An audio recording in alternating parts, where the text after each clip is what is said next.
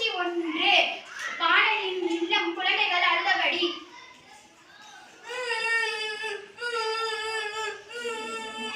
அம்மா பசிக்கிறது, சோறு போடுங்க. அங்காய் குழந்தைகள் உணவு கொடுக்க கூடாதா? இருந்தால் கொடுத்திருப்பேனே. தானியங்களும் மாவும் நேற்றே தீர்ந்து போய்விட்டன.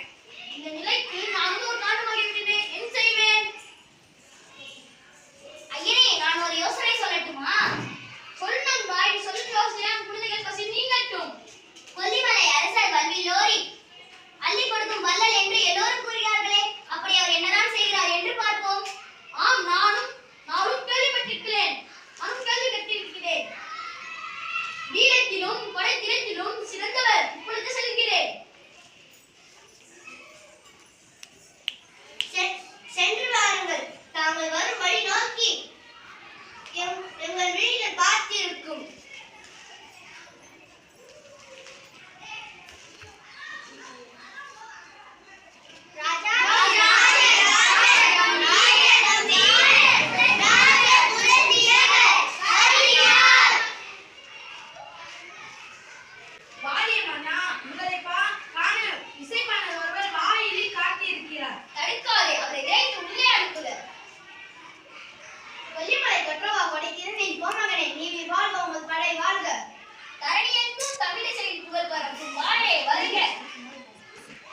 என்னை நாடி வந்த காரணம் என்ன? வல்லலே, வறுமை காரணத்தினால் எனது வீட்டில் அடுப்பில் பூனை உறங்குகிறது. தமிழ் பறக்கும் வானரே, உமது நிலை என்னை வருத்தமுற செய்கிறது. உணவின்றி இல்லால் மெலிந்து போய் கிடக்கிறாள். பிள்ளைகளோ காற்றை ஒன்று